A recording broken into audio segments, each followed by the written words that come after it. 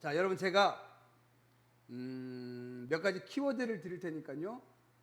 설교가 끝나는 시간까지 이 키워드의 연관성을 한번 찾아보시기 바랍니다. 에덴 동산, 광야의 장막, 예수님, 믿는 자. 제가 20대 초반에 아버지가 가지고 있었던 물건 중에 탐이 났던 것이 있었어요. 뭐 제가 아버지 물건을 그렇게 탐내는 스타일도 아니고 아버지 물건 중에 탐낼 만한 물건이 별로 없어요.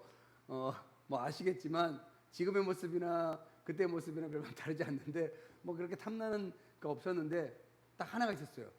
개량 한복이에요. 개량 한복. 여러분 한복하면 어때요? 한복하면 그 인식이 어때요? 한복은 입기도 불편하고 활동하기도 불편한 것이 한복이에요. 그래서 생활하기 편하게 만든 한복을 생활한복 또는 개량한복이라고 불렀습니다. 근데 제가 아버지의 그 개량한복을 탐냈던 이유가 있었어요. 아버지가 이 개량한복을 살 무렵, 그때가 20대 초반이었어요. 이제 제 기억으로는 군대를 갔다 오기 전이니까 좀 헷갈리는데 아무튼 20대 초반이었어요. 근데 어느 날 이제 TV를 보는데 택견이 뭐예요? 우리 전통 무예잖아요. 태권도의 전신이라고 부르는 택견에 대해서 이렇게 소개하는 TV 프로그램이 있었어요. 되게 인상에 남았었어요. 그런데 그 택견 선수가 입었던 복장 있죠. 그 복장이 제 뇌리에 그때 20대 초반 때 그 뇌리에 제가 오랫동안 남아 있었어요. 근데 그 복장이 그때는요 개량 한복과 비슷해 보였어요. 자, 한번 볼까요, 여러분들? 자, 이게 택견 선수들의 복장이에요. 에크 뭐 이런. 그때 제가 에크 많이 했었어요. 친구들이 그 뭐냐고 택견이라고. 자, 그다음 볼까요? 이 개량 한복이에요. 비슷해 보이죠? 뭐 전혀 그렇게 보지 않는 눈빛이. 아무튼 저는 그때 개량 한복과 이거는 뭐 많이 계산된 개량 한복인데 개량 한복과 아까 그 앞에 다 보여주세요. 다시 택견 선수의 이 복장이 너무 흡사해 보였었어요. 그래서 아버지 개량 한복을 20대 초반의 그 청년인 제가 애 늙은이 마냥 아버지가 계시지 않을 때 자주 입었던 기억이 있어요. 그래서 어머니가 저한테 왜 자꾸만 그 늙은이처럼 그런 걸 입냐. 자, 너무 편하다. 너무 좋다. 하니까 어머님이 하셨던 얘기가 나중에 나이가 들면 입어라. 자, 이거 조금 누가 좀 들었으면 좋겠어요. 나이가 들면 입어라. 저는 개량 한복을 좋아하거든요. 저 뒤에 들을 사람 안 듣고 엄한 사람이 듣고 있는 것 같아요. 아무튼 자, 개량 한복이 저 검색해보니까 좀 비싸더라고요. 한 20-30만 원 하더라고요. 안 사줄 것 같은데 아무튼 개량 한복을 입었으면 좋겠습니다. 들었습니까? 개량 한복을 입었으면 좋겠습니다. 자, 그래서 아버지의 그 개량 한복을 그때 20대 초반 때 좀 자주 입었던 기억이 있어요. 근데 여러분 한복을 어떻게 만드는지 아세요?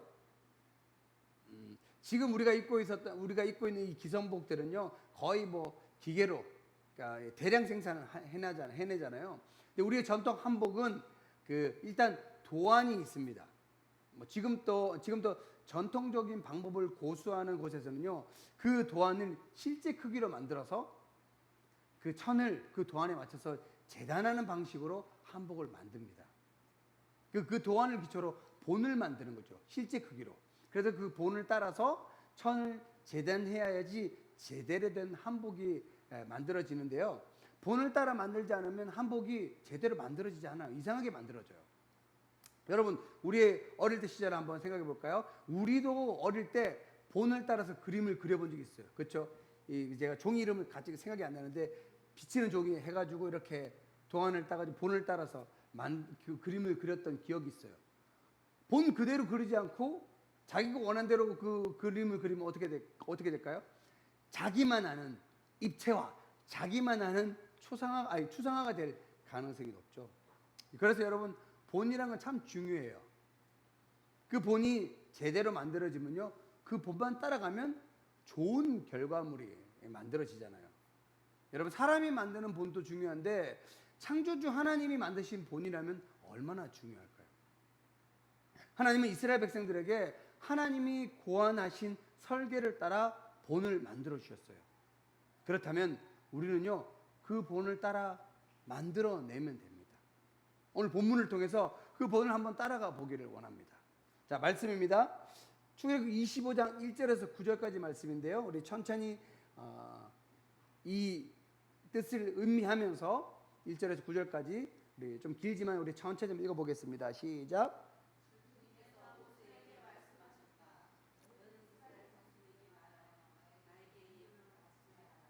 누가 바치든지 마음에서 우러나와 나에게 바치는 예물이면 받아라. 그들에게서 받을 예물은 이러하니라. 곧 금과 은과 돈과 청색실과 자주색실과 홍색실과 가는 모세실과 염소 털과 붉게 물들인 순양 가죽과 돌고래 가죽과 아카시아 나무와 등잔용 기름과 예식용 기름에 넣는 향품과 분향할 향에 넣은 향품과 애복과 가슴받치에 박을 홍옥수와 그 밖에 보석들이다. 내가 그들 가운데 머물 수 있도록 그들에게 내가 머물 성소를 지으라고 하여라.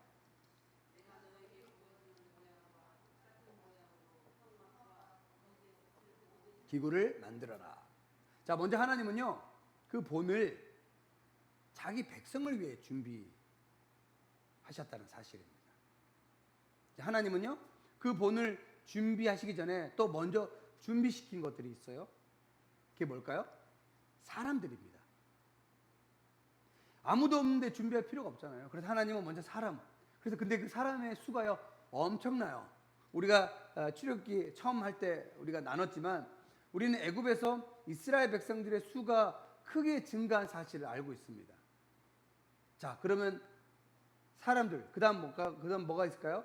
그다음 그 백성들을 다스릴 법. 우리가 지난주까지 나눴죠. 10계명, 율법 10계명을 준비해 주셨어요. 자, 마지막으로 이건 우리가 여호수아 때 또 이루어질 것인데 백성이 살아가며 번성할 영토, 땅. 그 땅이 어디죠? 가나안 땅입니다. 자, 모세가요, 시내산에서 하나님과 독대했었어요. 그렇죠? 독대할 때 하나님은요, 모세에게 자신의 관심사가 무엇인지를 보여주셨는데 하나님이 이스라엘 백성들과 함께 거하실 곳, 바로 성막입니다. 그러시면서 우리가 방금 읽었던 출애굽기 25장 1절에서 9절의 말씀을 주십니다. 자, 이 말씀 우리가 쭉 읽었지만 이 사항들은요, 성막을 지을 때 필요한 원자재를 모으기 위한 거죠. 자, 그런데 오늘 제가 25장 말씀을 보면서 제가 주목했던 말씀이 있습니다. 자, 그 말씀이 2절 말씀인데요. 자, 2절 말씀 봅시다. 아니요. 그거 말고 준비해 놓은 게 있어요. 순서대로 가세요. 순서대로. 자, 읽으세요. 시작.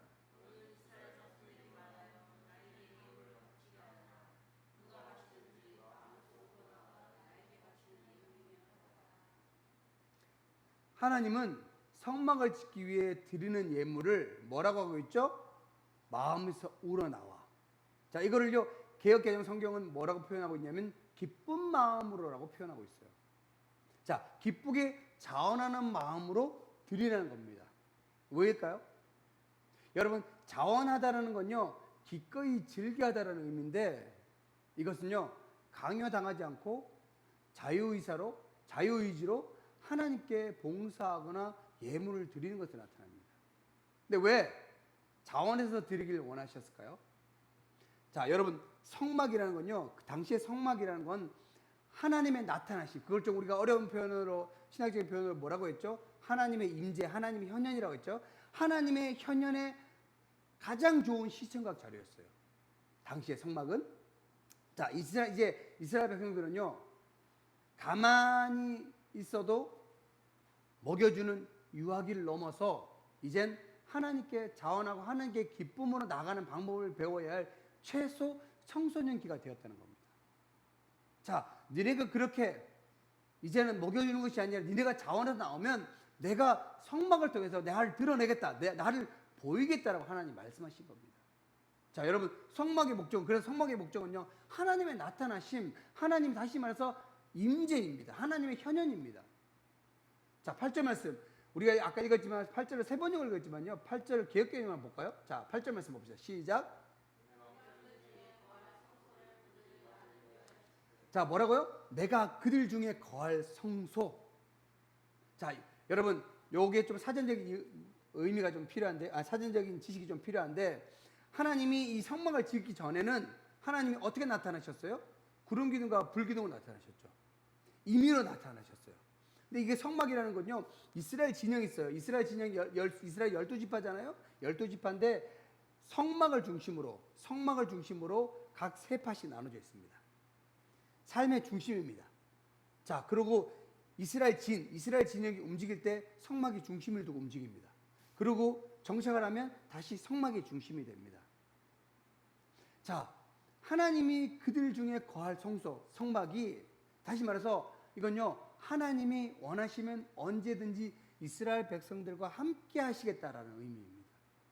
다시 말해 하나님의 임재가 어디에나 가능하다는 것을 보여주는 이야기입니다.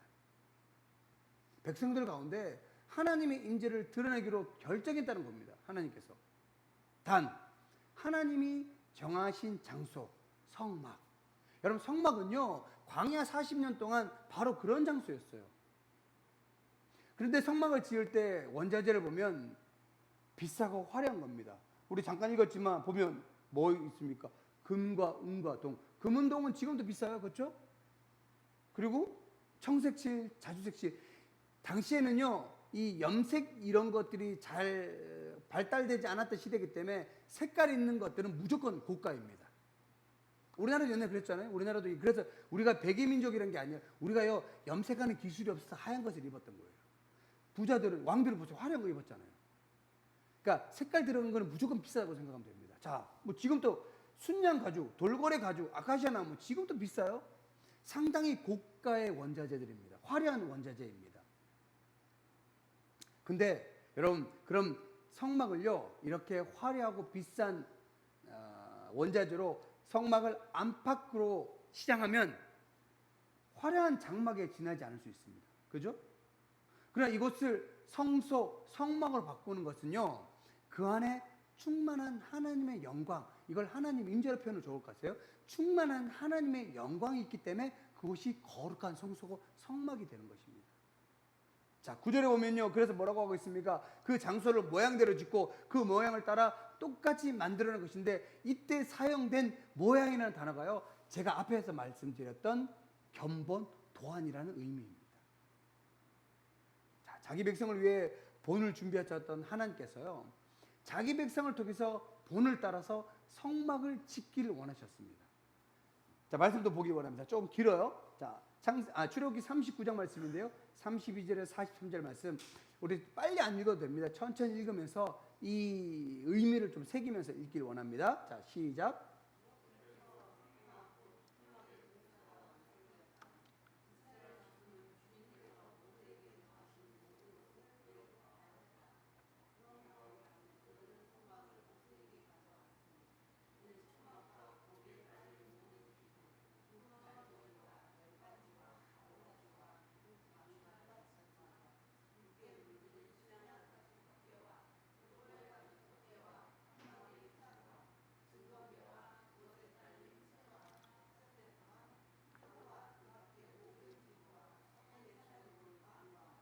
순금 등잔대와 거기에 얹어 놓을 등잔들과 그 밖에 모든 기구와 등장용 기름과 금제단과 예신용 기름과 분향할 향과 장막 거기에 휘장과 놋제단과 거기에 달린 놋그물과 놋제단을 옮기는데 쓸 채와 모든 기구와 물두멍과 그 받침과 뜰의 휘장과 그 기둥과 밑받침과 뜰의 정문 휘장과 그 줄과 말뚝과 성막 곧 회막에서 예배를 드릴 때 쓰는 모든 기구와 성소에서 예식을 올릴 때 입는 잘 짠 옷 곧 제사장 아론의 거룩한 옷과 그 아들들이 제사장 일을 할 때 입는 옷들이다. 이스라엘 자손은 주님께서 모세에게 명하신 모든 것을 그들에 하여 일을 완수하였다. 모세가 그 모든 일을 점검해 보니 그들이 주님께서 명하신 그대로 하였으므로 그들에게 복을 빌어 주었다. 자, 이 말씀 어떤 말씀이에요? 원자재들이 모였어요. 이제 만들면 돼요. 그죠? 자, 만들면 되는데, 그러면 우리가 알다시피 이 성막을 누가 만들까요? 모세와 아론이 만들까요? 아니요, 여러분. 모세와 아론은요, 이 성막을 만드는 기술을 기술이 없던 사람이었습니다. 그래서 하나님은요 미리 준비해 놓으셨어요. 하나님은 자기 백성을 통해서 성막이 지어지길 원하셨기 때문에 모세와 아론이 아닌 다른 사람을 미리 준비해 놓으셨어요. 하나님은 2명의 장인과 일꾼들을 통해서요 성막을 세우고 모든 기구를 정교히 만들기 시작합니다. 그런데 그 두 장인 부살렐과 올리압을 하나님이 준비시켰어요. 자, 어떻게 해요? 자, 우리가 지금 출애굽기 39장 읽었지만 조금 거슬러 올라가서 출애굽기 31장 한번 봅시다. 31장 1절 6절 말씀이에요. 하나님이 어떻게 준비시켰는지 한번 봅시다. 시작. 여호와께서 모세에게 말씀하여 이르시되 내가 유다 지파의 훌의 손자여 우리의 아들인 부살렐을 지명하여 부르고 하나님의 영을 그에게 충만하게 하여 지혜와 총명과 지식과 여러 가지 재주로 정교한 일을 연구하여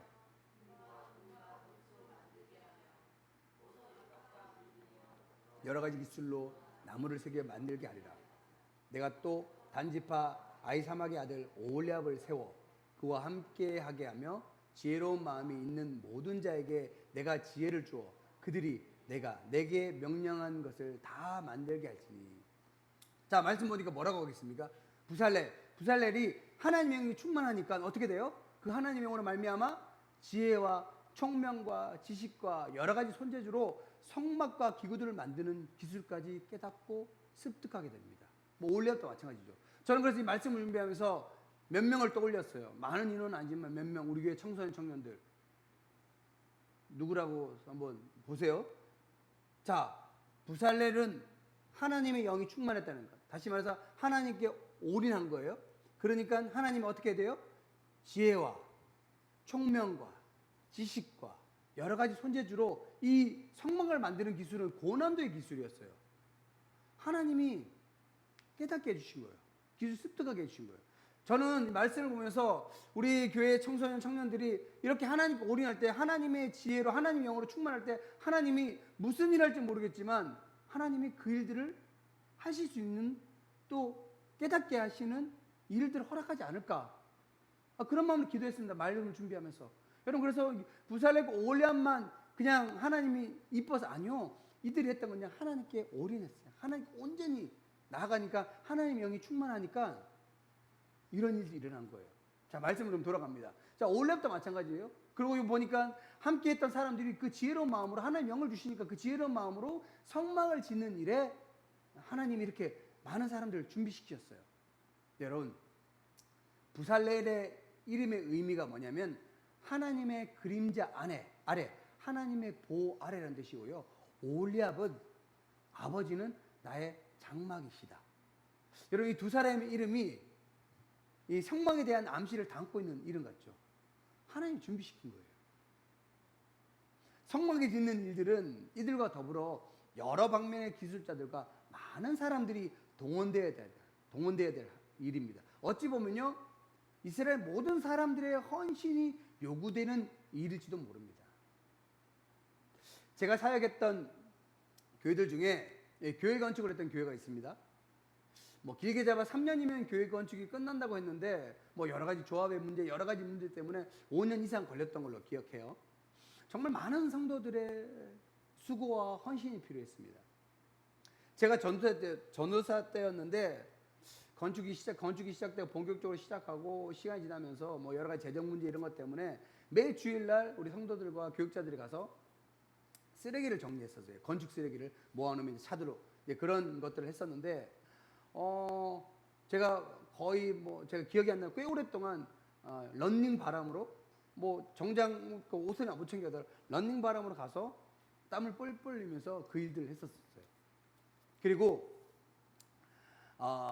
그때는 뭐 그 전사 사례가 그렇게 많지가 않았는데 건축하는 동안 제가 이제 기도했던 부분들이 있어서 건축하는 동안 한 3년 가까이 제가 생각하지 못했던 건축 헌금을 했었습니다.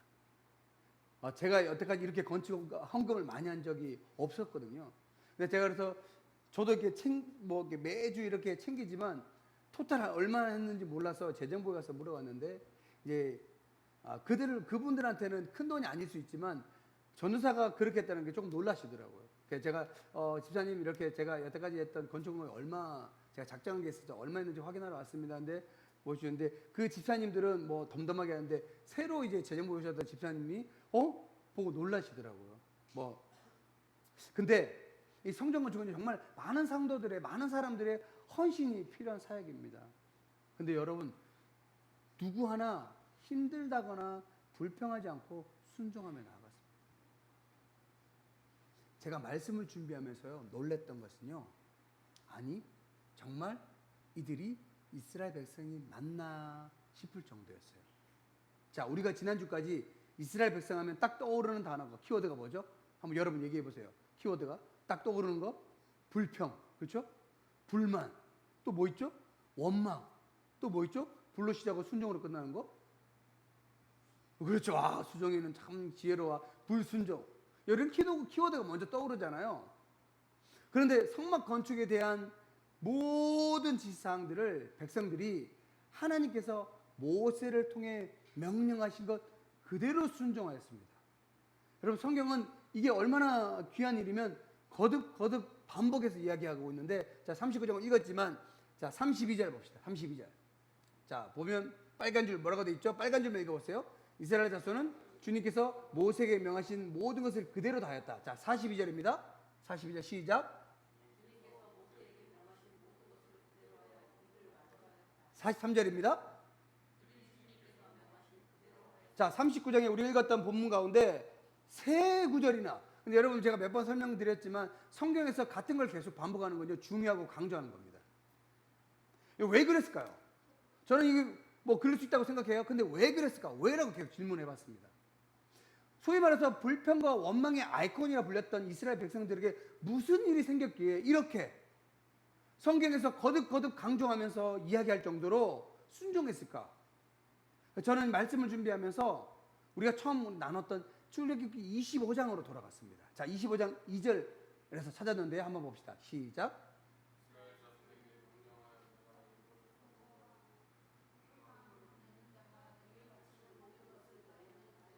자, 여기에 제가 빨간 걸로 칠한 이유는 별로 중요하지 않기 때문에 빨간 걸로 칠했겠죠? 다 빨간 것만 읽어볼까요? 시작. 기쁜 마음으로 내는 자. 자, 이스라엘 백성들이요 성막을 짓기 위해 원자재를 예물을 드릴 때 어떻게 드렸다고요? 기쁜 마음으로 드렸어요. 하나님 기쁜 마음으로 드리지 않는 거 받지 말라 그랬단 말이에요. 그러면 어쨌든 이 원자재가 쓰였다는 거는 기쁜 마음으로 드렸기 때문에 원자재가 쓰인 거죠. 자, 기쁜 마음으로 드렸다는 건 뭐 어떤 얘기예요? 누가 시킨 거예요? 시키지 않은 거예요? 시키지 않은 거죠. 자발적으로 한 거죠. 그런데 그 마음이요 자발적으로 드렸던 그 마음이 어디로 이어지나요? 순종까지 이어진다는 겁니다. 여러분 저는 여기서 중요한 진리를 하나 깨달았어요. 우리가 하나님께 드리는 예물뿐만 아니라 예배, 성경 공부, 봉사 모든 것을 자발적으로 기쁜 마음으로 드릴 때 순종이 일어난다는 겁니다. 또한 드린 자가요 하나님의 축복을 받는 겁니다. 그래서 우리가 흔히 이런 말 하잖아요. 받는 자가 복 받는 것이 아니라 드린 자가 복을 받는다고. 그 축복이 우리 모두에 가득하기를 소망합니다. 하나님은요 자기 백성을 위해 성막을 준비하셨고요.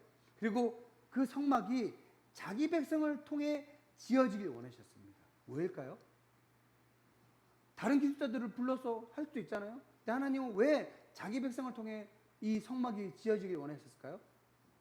말씀 보길 원합니다. 그 말씀이 오늘 우리가 읽었던 출애굽기 40장 34절 38절 말씀인데 우리가 조금 빠르게 한번 읽어볼까요? 시작.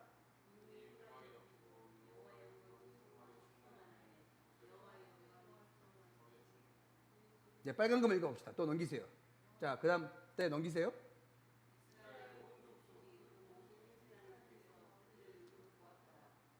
자, 여러분 성막을 다 지은 시기가 출애굽한 지 1년이 지난 시기였습니다. 자, 출애굽기 40장 17절에 이렇게 이야기하고 있습니다. 한번 볼까요? 시작.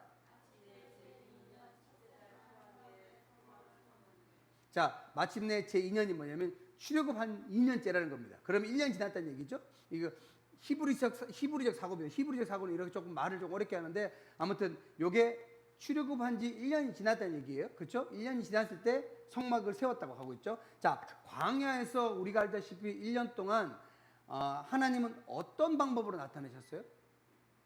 아까도 제가 말씀드렸지만 불기둥과 구름 기둥으로 나타나셨다고 하겠습니다. 자, 특히 모세가 시내산에서 하나님과 대면할 때는 구름 가운데 하나님 나타나셨어요. 그렇죠? 그렇게 하나님은요, 성막이 지어지기 전에 구름 기둥을 통해 하나님의 임재를 드러내셨습니다. 그런데 이제 이스라엘 진영 한가운데 새로 만든 성막 위에 누구나 볼 수 있게 임하시는 겁니다. 구름 가운데 임하신다는 겁니다. 여러분 어땠을까요? 그것이 34절, 35절 말씀입니다. 자, 빨간 것만 읽어볼까요? 34절, 35절 시작.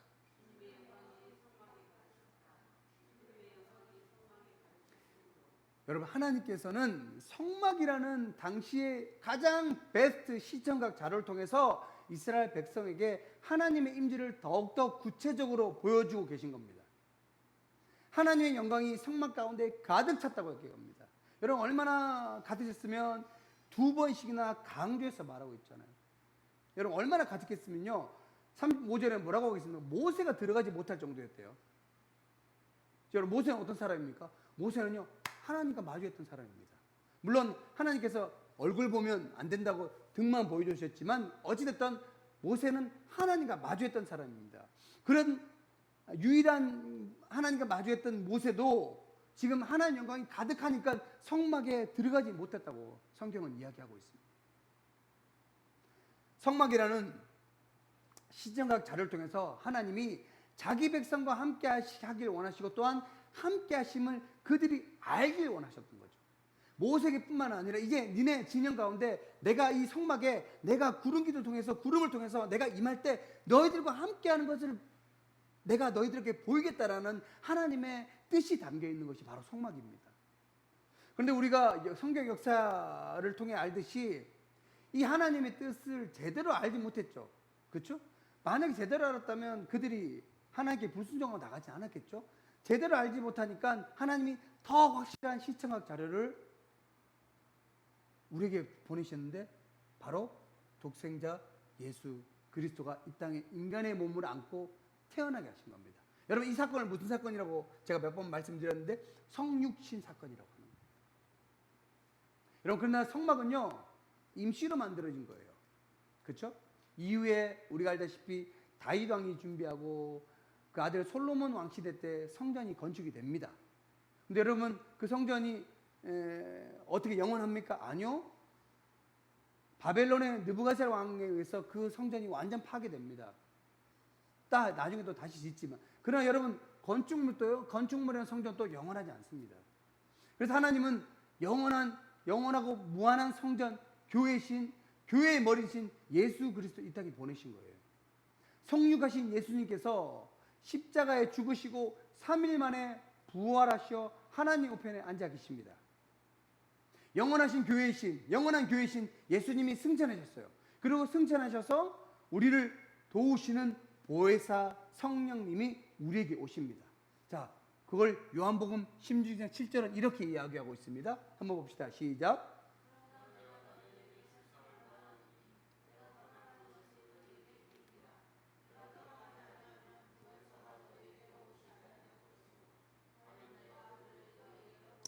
예수님께서 제자들에게 하신 말씀이에요. 우리 안에 성령이 거하십니다. 아멘. 내주하신 성령님이 계시기에 우리 한 사람 한 사람은 하나님의 거룩한 성전 교회입니다. 우리의 삶 속에 하나님의 거하심이 있습니다. 사도 바울은요, 이 이야기를 고린도 교인들에게 이렇게 편지했습니다. 고린도서 3장입니다. 한번 봅시다. 시작. 하나님의 성전이며 하나님의 성령이 여러분 안에 거하신다는 것을 알지 못합니까? 누구든지 하나님의 성전을 파괴하면 하나님께서도 그 사람을 멸하실 것입니다. 하나님의 성전은 거룩합니다. 여러분은 하나님의 성전입니다. 사도 바울이요, 고린도 교인들에게 이야기했지만 저는 오늘 여러분들 한 사람 한 사람 얘기합니다. 여러분 한 분 한 분들이요, 성령이 거하시는 하나님의 성전입니다. 아멘. 제가 말씀을 시작하면서 몇 가지 키워드를 드렸죠. 에덴 동산, 광야의 장막, 예수님, 믿는 자. 영화장 한번 찾아보러 가겠습니다. 하나님의 함께하심, 하나님의 임재입니다. 여러분, 지금의 시대는요, 사도행전 28장으로 끝났잖아요. 지금의 시대는 사도행전 29장을 써내려가는 시기라고 말합니다. 다시 말해서 이 얘기는요, 성령의 시대라는 거죠. 여러분, 그 성령님이 우리 가운데 계십니다. 내 안에 내주하고 계십니다. 우리가 그 성령님을 모시고 살아갈 때 하나님의 함께 하심, 하나님의 임재를 경험하게 될 것입니다.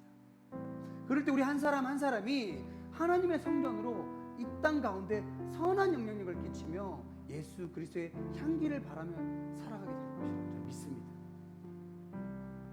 오늘 말씀을 통해서 우리 모두가 하나님의 거룩한 성전, 하나님의 성전임을 깨닫고요, 우리 안에 내주하시는 성령님을 갈망하며 살아가는 우리 모든 성도들이 되시길 주의 이름으로 축원합니다.